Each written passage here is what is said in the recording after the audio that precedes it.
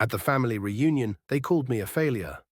I sat there, choking on my own shame, pretending it didn't hurt, pretending I didn't care, but inside every word cut deeper, reminding me of how far I'd fallen from the person I thought I'd be. Want to see how I turned it all around? Hit subscribe and listen to the full story. It was supposed to be like every other family reunion I had attended before, long tables filled with homemade casseroles, kids running around playing tag, the scent of summer on the breeze, but this one would be different. This one would be the year I was called a failure. At least, that's what it felt like when my cousin Greg made his joke about my career. Still driving that old beat-up car, huh? Greg had laughed, barely looking up from his phone as he plopped down beside me. His words were loud enough for the whole table to hear. A few chuckles from my aunt and uncle, a side-eye from my older sister, and the usual uneasy glance from my mom. I had already dealt with enough of Greg's jokes over the years, but this time it felt different. His words hit harder, somehow more deliberate. The truth, I wasn't driving a beat-up car, but it was a used car, the one I had driven for the past 5 years, a reliable, functional, nothing flashy kind of car. Yet Greg's words made me feel small. It wasn't just the car that he was poking fun at, it was everything I had become, or more accurately, hadn't become in his eyes. A failure. The youngest cousin in a large family where success was measured by the house you owned, the car you drove, and the impressive job title you could rattle off without a second thought. I had always been the one to shrug off comments like that. I wasn't big on competing, not in the way they wanted me to. I had my own path, even if it didn't match the glossy picture Greg and the rest of my family seemed to have in their heads. But that day, that joke, it stung. It stung because Greg's comment was just one piece of a larger puzzle I had been trying to avoid putting together for years. My extended family had always set their expectations on high. For most of them, success was visible, tangible. The job that came with a corner office, the big house in a gated community, the status. But I was different. I was the one who didn't fall in line, and as time passed, I started to realize that maybe they had a point. Maybe I was falling short in their eyes. My cousin Greg wasn't the first to remind me of that. My older sister had made her own observations over the years. You should really think about a promotion, she'd suggested a few months ago, or the ever-popular, it's just that you're not really trying enough. The worst was when my aunt would sigh and say, maybe you need a little more drive, like your cousins. It was always the same, a constant reminder that what I had wasn't enough.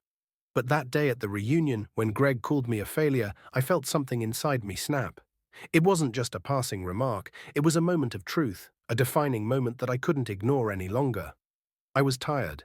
Tired of being labeled, tired of the passive-aggressive comments that always seemed to follow me at family gatherings, tired of being told I wasn't enough, tired of letting others define my worth based on their standards. I had been playing small for too long. I had been letting people like Greg, people who didn't understand my journey or the choices I had made, tell me who I was. This wasn't about the car or my job or my lack of a so-called successful career. This was about how I had allowed their judgments to erode my confidence. It was about how I had convinced myself that their version of success was the only one that mattered. But deep down, I knew that something had to change. That night, after the last of the reunion guests had left and the leftovers were tucked away in Tupperware containers, I sat on the porch alone, letting the cool breeze brush over my face. Something inside me stirred. I wasn't a failure. I had never been a failure. Maybe I wasn't where they expected me to be, but that didn't make me any less valuable. In fact, it made me stronger. Because the truth was, I had been navigating my own path, a path that had yet to reveal its true potential. And I decided that the next family reunion would be different. The next year, I was going to pull up in a car they couldn't name. My name is Ethan Walker, and I was just getting started. It wasn't just the words that stung at the reunion. It was the realization that I had been letting them all define my success for far too long. Somewhere along the way, I had allowed my family's expectations to dictate my own sense of worth.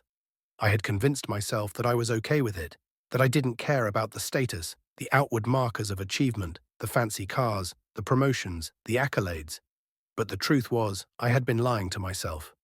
I cared. I cared more than I was willing to admit, and that realization hit me like a ton of bricks. For weeks after the reunion, I couldn't shake the feeling that something had to change. Greg's words haunted me, Yes, but they also lit a fire in me. If they thought I was a failure, I was going to prove them wrong. No, not just prove them wrong, but redefine success on my terms. I didn't need their validation, but I was going to make sure they knew that I was capable of so much more than they thought. I didn't know exactly what I was going to do at first. I just knew I had to do something bold, something that would shake things up. So I started thinking, really thinking. What did I want? What did I need to do to feel that sense of accomplishment? I wasn't going to get there by playing it safe anymore, by staying in my comfort zone and letting things unfold slowly. No, if I was going to change the narrative, I needed to make a real, audacious move. The first thing I did was reevaluate my career. I had been working a job I didn't love for years, decent pay, comfortable hours, but it never set me on fire. It was a steady gig, sure, but it didn't align with my passions. That was the first thing I needed to change. I had to step away from the comfort zone of complacency and into the discomfort of real risk. I began researching fields that truly interested me. At first, I thought about diving into entrepreneurship. There was always this lingering idea of starting something on my own, perhaps a tech company or a consulting firm, but I quickly realized that I wasn't ready to take the leap into a completely new venture just yet. Starting a business from scratch was a massive undertaking, and I needed more than just a vague idea. I needed a solid plan. But then I had another idea. What if I didn't need to reinvent the wheel? What if I could use the skills I already had, skills that had gone underappreciated for so long, and leverage them into something bigger?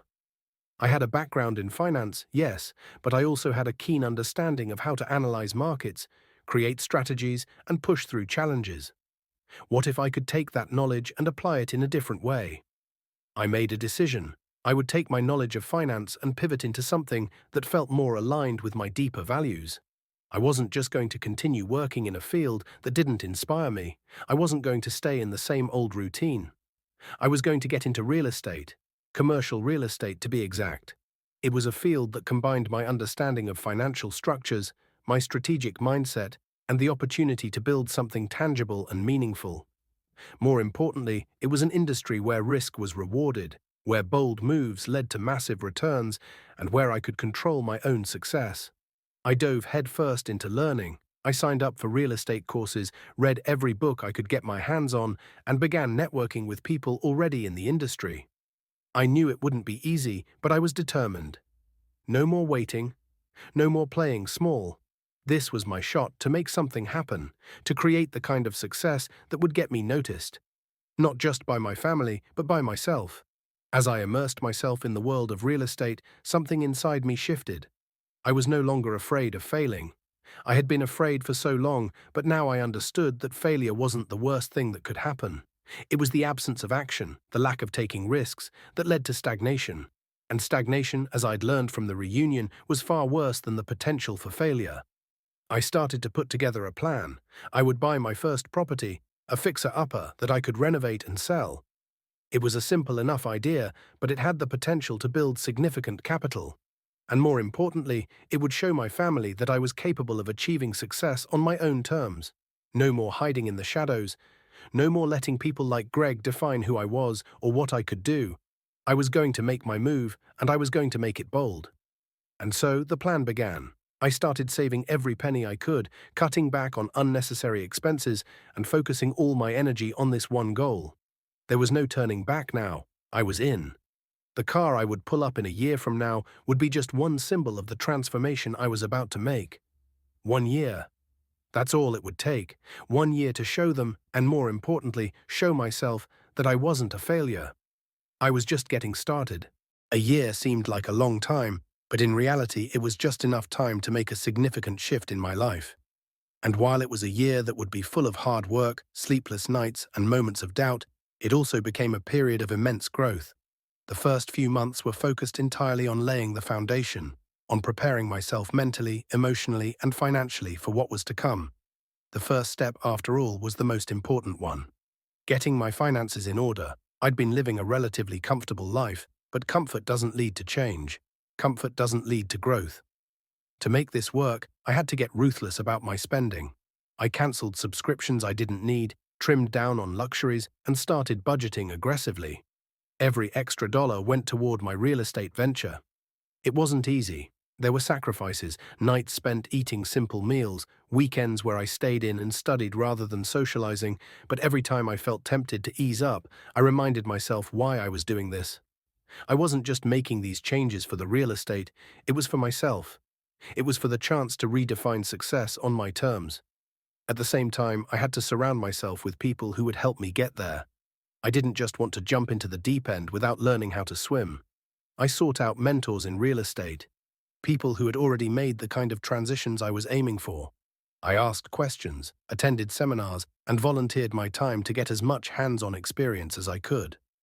I learned about the market, about negotiation tactics, and about the value of patience. Real estate wasn't about making quick, impulsive moves. It was about building slowly and steadily, which in its own way was reassuring. I wasn't looking for instant results. I was looking for long-term success. One of my mentors, Rick, an older investor who had seen his fair share of market crashes and booms, became a pivotal figure in my journey. He'd started in real estate when the market was at an all-time low and had worked his way up from small properties to large commercial investments. He taught me more than just the mechanics of buying and selling property. He taught me about the mental toughness needed to succeed. "It's not about making big moves every day," he told me one afternoon after I'd closed my first deal. "It's about consistency. It's about knowing when to move, when to wait, and how to take calculated risks. You can't let others define your journey. If you're in this to impress people, you're in the wrong business." Those words stuck with me. I was no longer doing this for Greg, or for my family, or for anyone else who had ever doubted me. I was doing this for me. I was doing it to prove that I could build something of my own, something that could stand on its own merit. My first property wasn't anything extravagant. It was a small duplex in a less-than-ideal neighborhood, but it had potential. The previous owners had let it deteriorate, but the bones were good. I saw an opportunity to renovate and flip it. I remember walking through it for the first time, dusty, worn, the smell of neglect in the air. But I could see past all that. I could see what it could become. The vision of it, in its transformed state, kept me focused, kept me driven through the long hours of work ahead. Renovating the property wasn't glamorous. It involved a lot of sweat, frustration, and moments where I questioned my decision to take on this project. There were days when I thought about walking away, when I wondered if it was too late to back out, but I always pushed forward. I couldn't afford to let doubt win. The house had started as a mess, but with each passing week it began to take shape. New floors, fresh paint, updated fixtures. I could see the value growing in front of me. I wasn't just fixing up a building, I was transforming my future. The process wasn't without its hurdles. I encountered budget overruns, delays, and even moments when I thought I'd made a mistake. But I kept reminding myself, this was what it took. This was the grind. I had to be willing to put in the work and accept that success wasn't a straight line. It wasn't always going to be easy or quick, but it would be worth it. By the time the renovation was complete, I had learned more than I ever expected. I had learned the value of persistence, of patience, and of owning my decisions. I had learned that success was not defined by the approval of others. It was defined by the willingness to take bold, calculated steps toward something bigger. When I finally listed the property and it sold for a price far higher than I expected, I realized something important. I had done it. I had taken my first step toward proving that I was not a failure. I had made a real investment in my future, and it paid off. But there was no time to celebrate. The clock was ticking, and I had more work to do. This was just the beginning. The next year would be the one where I truly started to make my mark, not just in the real estate world, but in my own life. It was time to get ready for the reunion. They wouldn't be able to call me a failure anymore.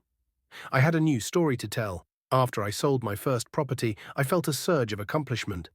There was nothing like seeing that check at closing, knowing that the effort I had put in, those long nights, early mornings, and countless small decisions, had turned into something tangible.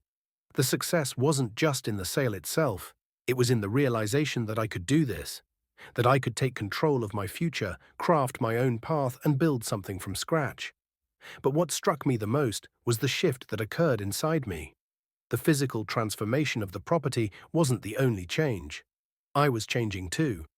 With every new property, every negotiation, and every challenge, I grew more confident in my abilities. I was no longer that person from the family reunion, the one who had been mocked for driving an old car, the one who had been labeled a failure. I was becoming someone different, someone stronger. And this time, the growth wasn't just external, it was internal too. Confidence is a tricky thing. It's easy to fake it, to put on a facade for the outside world. But real confidence comes when you know deep down that you can handle what's coming next. It comes when you've done the work, faced the challenges, and proven to yourself that you are capable. And that's exactly what I was doing. Every time I signed a new contract, negotiated a better deal, or overcame an obstacle, I was proving to myself that I could do this. I was proving to myself that my worth wasn't defined by anyone else's expectations. It was defined by my own actions and decisions. But while my confidence was growing, I knew the real test was yet to come. I hadn't forgotten about the reunion. The moment that Greg had called me a failure was burned into my memory. The idea of walking into the next reunion and showing up in a way that no one expected, it kept me focused. I wasn't just doing this for the money or the status. I was doing it for the chance to redefine myself, to show my family that I was capable of achieving things they could never have imagined. I wanted to walk into that reunion and let them see the change in me. I wanted them to see that I wasn't just the same person they had dismissed all those years. But more than that, I wanted to feel different. I wanted to feel like I had earned my place at the table, not just because of the things I had accomplished, but because of the person I had become. I didn't need their approval to feel proud of what I was doing, but I couldn't deny that part of me wanted them to see me differently. It wasn't about revenge, it was about validation. Validation that I had made the right choice, validation that I had done something with my life, validation that I wasn't a failure. So I kept pushing forward, one step at a time. The deals kept coming. I continued to build my portfolio. And as I did, I started to build the foundation of a new version of myself. A version that was no longer afraid to take risks, no longer afraid to stand up for what I wanted, no longer afraid to define my own success. But even as I grew, there were still moments of doubt. Real estate is an unpredictable game. Some deals fall through, some properties don't appreciate as expected, and some markets just don't move. It's easy to start second-guessing yourself when things don't go according to plan. There were days when I questioned if I had made the right move. But each time that happened, I reminded myself of the bigger picture. This wasn't about the immediate results. This was about the long-term game. I was building a legacy, not just for myself, but for the people who would come after me. And with each passing day, that legacy grew stronger. I wasn't just investing in properties anymore, I was investing in myself. The breakthrough came when I closed on my first large commercial property. It was a huge step, a move that felt like I had finally crossed into a new level of achievement. This wasn't just another flip or a small residential project. This was a commercial building, one with long-term tenants, one that would generate passive income for years to come. It was the kind of move that would solidify my reputation in the industry. It was the kind of deal that would change everything. The process was a long one. I had spent months negotiating with the seller, working out financing, and dealing with a ton of paperwork. There were moments when I thought it wasn't going to happen, when the terms didn't align, when the financing seemed shaky, when the deal nearly fell through. But I stuck with it. I wasn't going to let this slip through my fingers. This was the deal that would make my name. When I finally signed the papers and the deal was official, I sat in the conference room for a moment, just absorbing what had just happened. This wasn't just another property. This was proof that I had made it. I had gone from the guy who drove a beat-up car to the guy who was now closing deals worth millions. And this wasn't just the car, this was the whole transformation. This was the evidence of all the hard work, the late nights, the sacrifices. It was validation that I was on the right path, that the risks had been worth it, that I was capable of doing more than I had ever imagined. I couldn't wait for the reunion now. I couldn't wait to walk in and see the look on Greg's face when he realized that I wasn't the same person he had belittled a year ago. This time I would pull up in a car they couldn't name. Not because it was a flashy car, but because it symbolized everything I had worked for. It wasn't about impressing anyone. It was about owning my success, about walking into that room and knowing that I had done it on my own terms. But there was one more thing I needed to do before I could truly leave the past behind. I needed to make peace with myself. I needed to know that my success wasn't just about showing others what I could do, it had to be about more than that. And as I sat in the car on my way home from the closing, I realized that this journey, this transformation, had never been about revenge or proving anyone wrong. It had been about proving to myself that I was enough. I didn't need their approval. I didn't need to play by their rules. All I needed was the courage to take a chance on myself. And that was the moment I knew I had truly made it. The months leading up to the reunion were filled with a mix of anticipation and preparation. I had already crossed significant milestones. Closing on the large commercial property was a game changer, but there was still work to be done.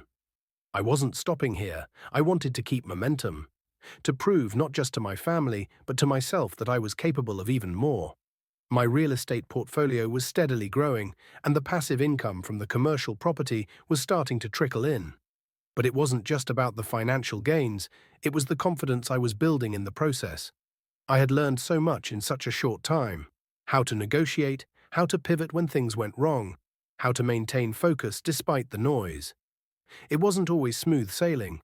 There were hiccups, an unexpected rise in interest rates, maintenance issues with a rental property that I had to manage from a distance, and the constant juggling act of keeping all my deals organized and on track.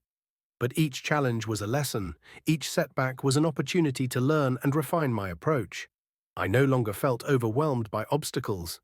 Instead, I viewed them as stepping stones, each one taking me closer to the goal.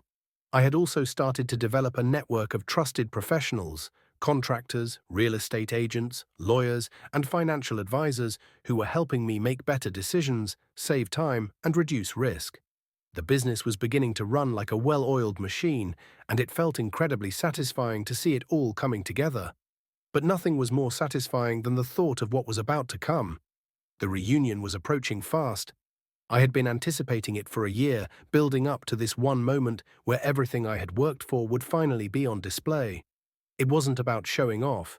It was about demonstrating growth. It was about walking into that room knowing that I had taken control of my future. When I thought about the reunion, I wasn't just thinking about my family's reactions to my success. I was thinking about what I had done for myself. The journey had been tough. I had spent years doubting myself, believing the negative narratives others had imposed on me. But now I had rewritten that narrative. I had built something real, and I was ready to share it, not to boast, but to show that growth and change were possible, even for someone like me. The night before the reunion, I took a moment for myself. I stood in front of the mirror, dressed in a sharp suit, feeling a confidence I hadn't known existed within me. I wasn't the same person I had been a year ago. I had learned to trust myself, to make bold decisions, and to navigate through uncertainty. But most importantly, I had learned that success is a deeply personal journey. It's not about how others define you, it's about how you define yourself. I closed my eyes for a moment, taking in the journey I had been on. I had come a long way, and tomorrow I would walk into that room with my head held high. The morning of the reunion, I felt a mixture of excitement and calm. I wasn't anxious anymore. A year ago, I would have been dreading the event, worried about the inevitable comparisons, the backhanded remarks, the judgment. But today I felt different. Today I was walking in with a sense of purpose, with my head held high, ready to show my family who I had become. I drove to the venue, my new car gleaming under the sun. It wasn't a flashy car, not the kind of vehicle that screams success, but it was a car that reflected my journey. It was a symbol of the choices I had made, the steps I had taken, and the person I had become. A year ago, this car wouldn't have made sense. It would have been another mark of failure. But now it was the mark of growth. When I arrived at the venue, I noticed my family had already begun to gather. The usual suspects were milling about, the aunts gossiping, the uncles sharing stories, the cousins catching up. Greg was already at the table, looking as smug as ever. I could feel his eyes on me as I entered, but I didn't flinch. I walked in, confident, with a quiet but unshakable sense of pride. At first, no one said much. There was an awkward moment as everyone took in the change. I didn't need to say anything. I didn't need to explain what I had done. The results spoke for themselves. I wasn't the same person who had been mocked a year ago. I was no longer the one being made fun of. Greg was the first to break the silence. "So, "What's the deal with the car?" he asked, his voice dripping with skepticism, his eyes darting between me and the car outside. "Nice ride, but it doesn't look like you've made it into the luxury market yet." I smiled, calm and collected. "It's not about the car, Greg. It's about what it represents. It's about what I've done with the last year of my life. I've been busy working on something that matters to me, and I've been learning a lot along the way, more than I ever thought possible." His smirk faltered as I spoke. The others were starting to listen now, and for the first time, I didn't care what they thought of me. I had done it. I had taken control. This was no longer about approval from them. This was about standing firm in the face of everything I had ever been told I couldn't do. As the afternoon unfolded, I spoke with my family, but it wasn't the same. The familiar patronizing comments weren't there. The questions about why I wasn't further along in life were replaced with genuine curiosity about what I had been up to. They asked me about my work, and for the first time I found myself talking with pride about my journey into real estate. It wasn't about showing off. It was about sharing something real, something that had come from hard work, sacrifice, and the willingness to take risks. By the time the reunion came to a close, I had made my peace. I didn't need their validation anymore. I didn't need their approval to feel worthy. The changes I had made in my life were not just for them, they were for me. And in that moment, as I shook hands and exchanged hugs, I knew that I had done what I set out to do, not just prove them wrong, but prove to myself that I was capable of more than I had ever imagined. I wasn't a failure. I was just getting started,